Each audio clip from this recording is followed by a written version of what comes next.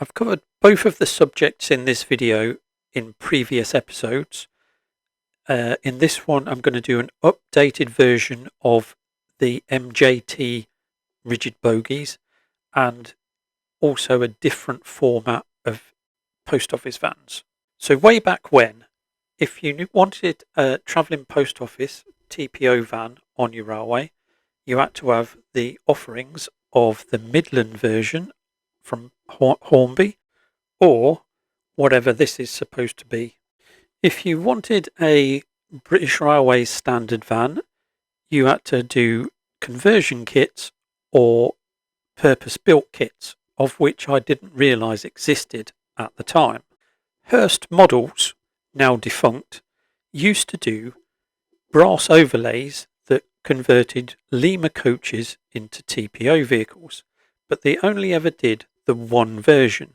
So if you wanted anything else, you had to convert the conversion, which is what I did, with no drawings, just pure guesswork and estimations off of photographs. But I wasn't worried too much because I had something that was different, and I was convinced at the time that the manufacturers would soon produce what I wanted in ready-to-run form.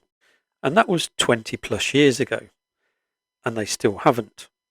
About 15 years ago, Bachmann did produce the deep window version of the TPO vehicle, the POS, Post Office Sorting Van.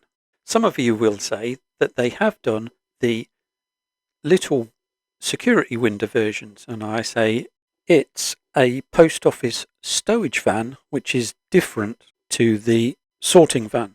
You can have a sorting van in a train without a stowage van, but you can't have a stowage van in a train without a sorting van.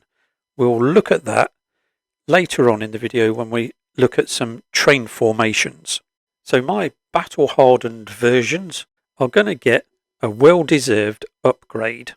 And that means stripping down, repainting, doing some detail upgrades and replacing the wheels with what look like wheels as opposed to pizza cutters.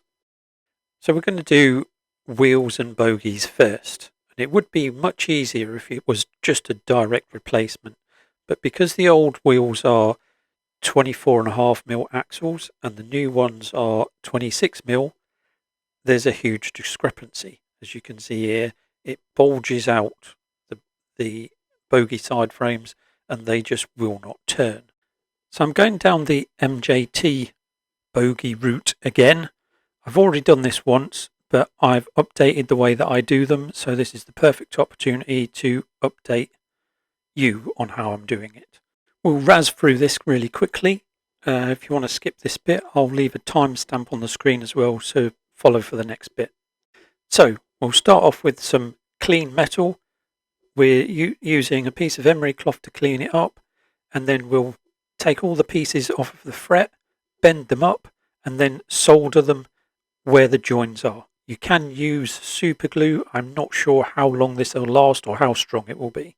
I'm going to use the tinning method as well, which is where you deposit solder on the parts where you're going to join them together, file it off flat, and then once you've need to join them together, apply the soldering iron and it should melt the two pieces together quite easily. Heat transference, I think is the aim of the game. Brass bearing cups next, and I'm using politically correct solder, which is crap because it won't flow. It's called leadless, lead-free solder. Avoid it if you can.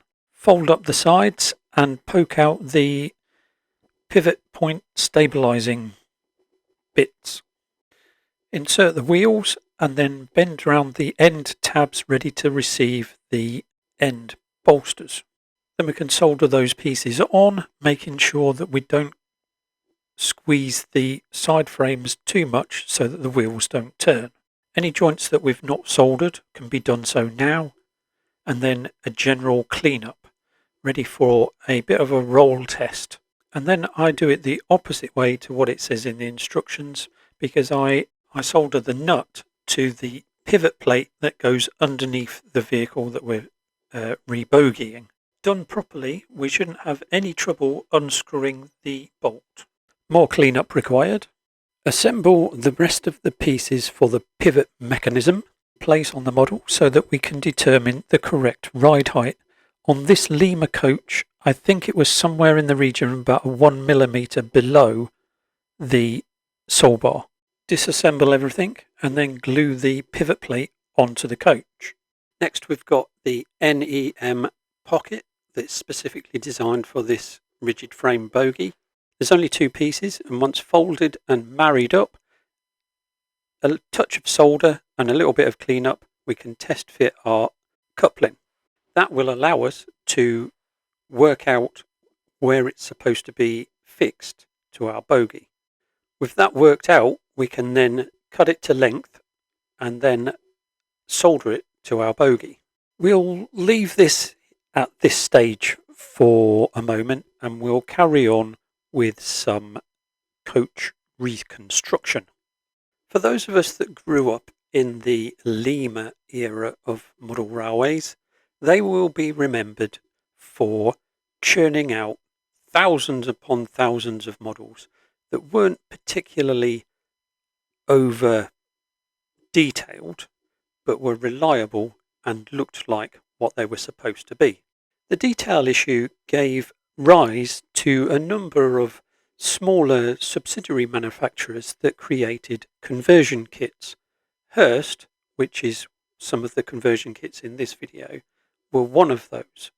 Although the company is now not trading, you can occasionally pick up the parts off of eBay.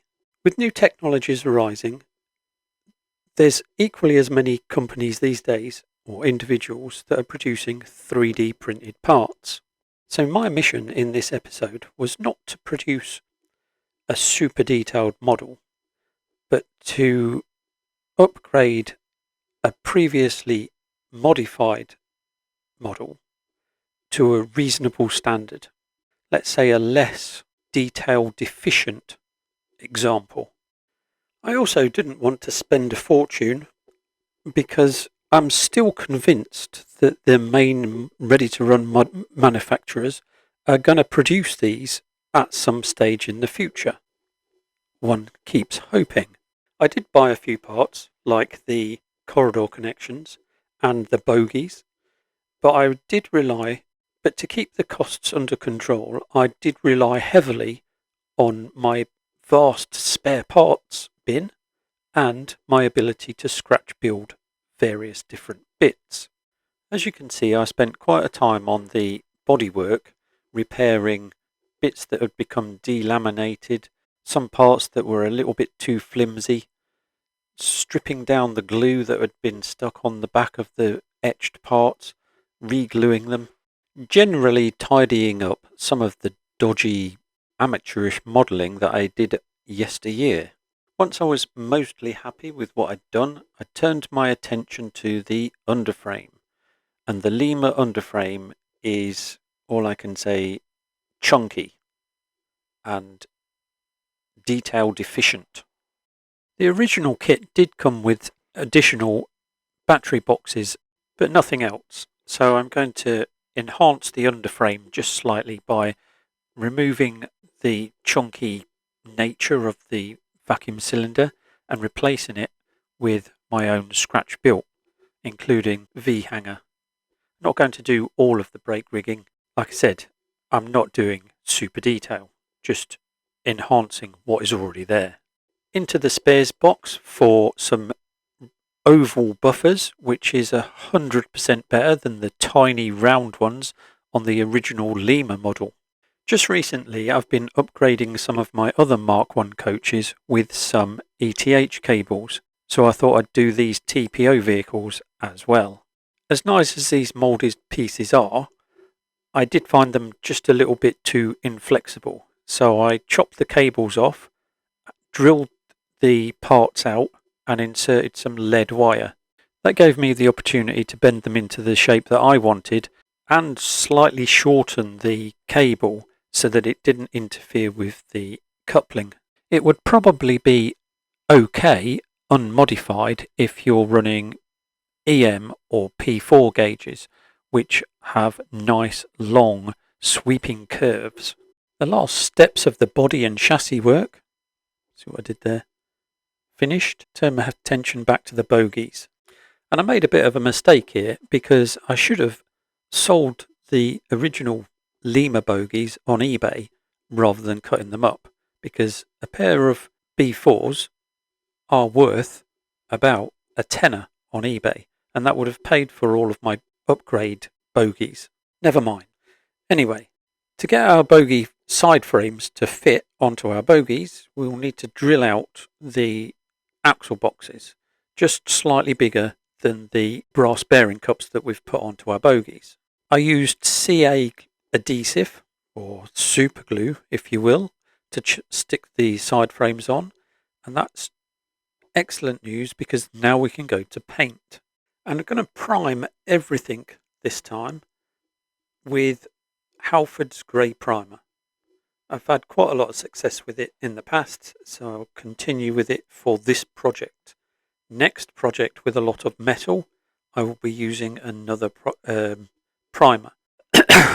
After leaving that to dry for a couple of days, I then painted the underframe in a not black colour, and I purposefully oversprayed it onto the lower half of the body to create a sort of dark base coat for my blue. And it took 3 thin coats to get to the shade of blue that I was really looking for. On this project I did use quite a substantial amount of masking tape, and I was quite pleased with the results after it was removed. I then used many shades of black to brush paint the sole bars, various bits of underframe, the corridor connections and the ETH cables. Because there's many shades of black, you can, and they all weather in different ways. So you take a shiny one to make something look semi-gloss after it's been weathered, and a dull one to make it look almost grey. After the glazing was put in, I put the roof on and it just wouldn't sit right on any of them. And that's probably because there's so many modifications and it's been weakened, so I just glued them on as well. And then I did massive masking to get the red letterbox, and turned out like most of my school reports could do better. Into the spares box of transfers, and I used, well, pretty much all of the manufacturers for these: Fox Transfers, Model Master, HMRS and Railtech.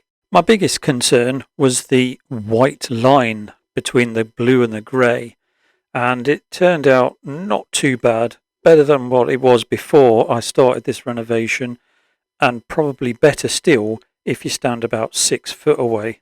I want to address something that I know is going to come up, and that is the fact that I didn't paint the ETH cable, box, sockets orange.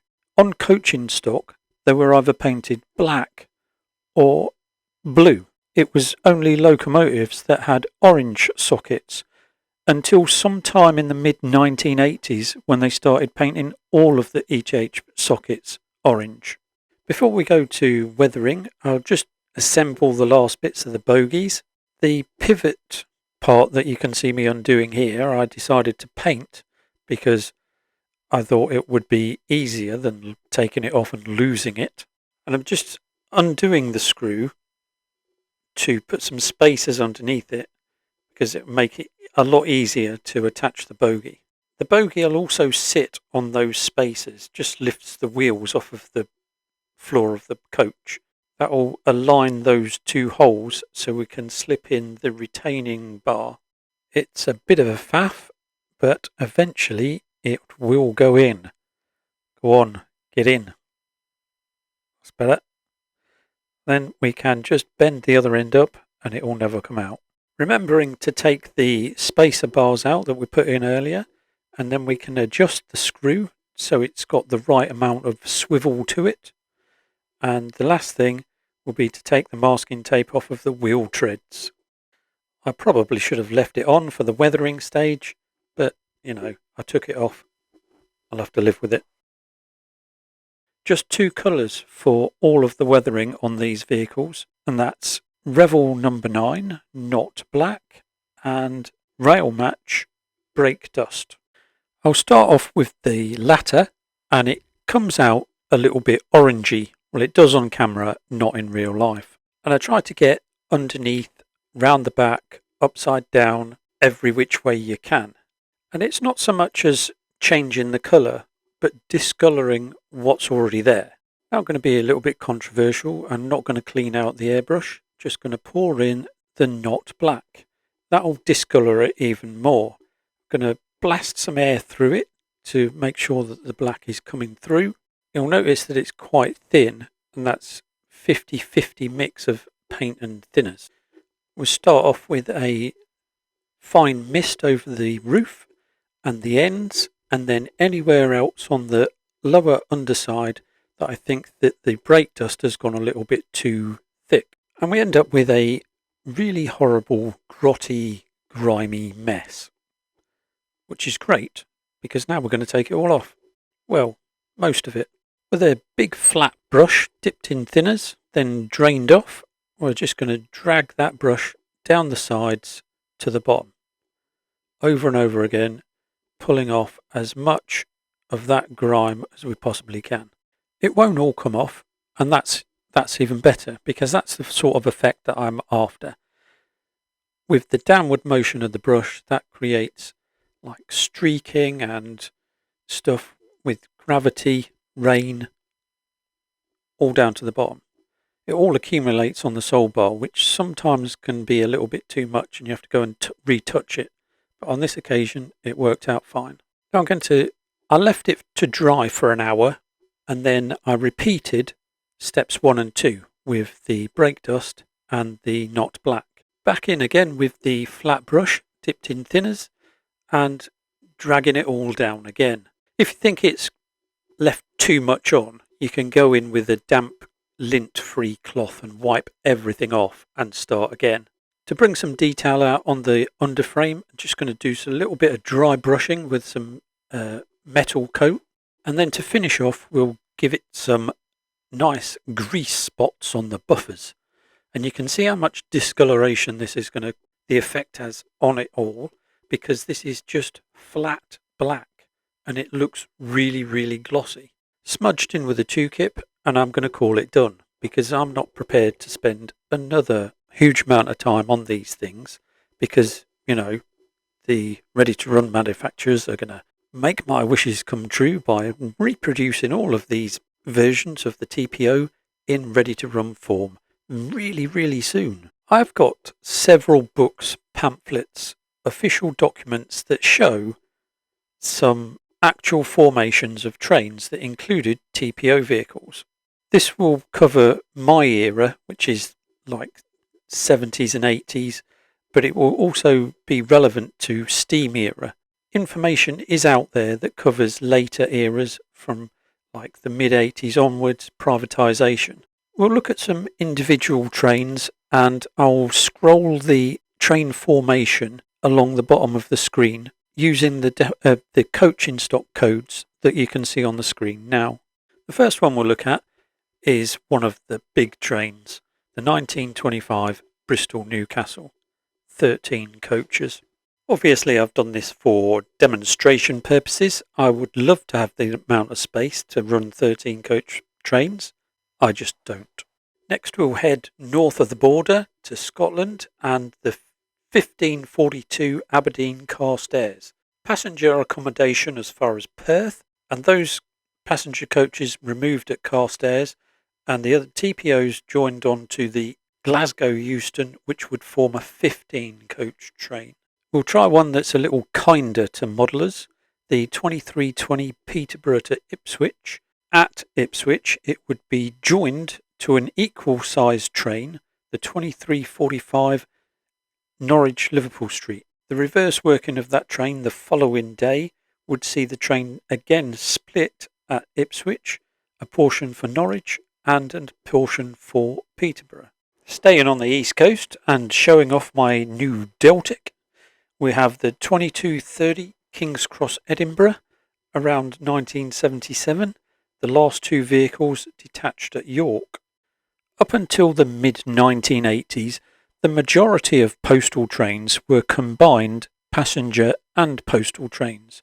The Midland out of Euston towards Glasgow and the Western region out of Paddington towards Cardiff and Bristol ran postal only trains. Now I can't properly represent these because I don't have the B-pot vehicles, the stowage vans with the brake van compartment attached to them. So I've recreated this one with two BGs instead of the B-pots. There were quite a few other smaller trains that also ran without passenger accommodation. One of note being the 2000 Peterborough to Crewe. We'll wrap this whole video up with the last one that we're going to do, which is notes from my mate Brian, circa about 1982, Waterloo, Bournemouth. I'll try and leave as much information in the description below. I'm sure there'll be many questions which I'll endeavour to answer as soon as I can. Thanks for watching. See you soon.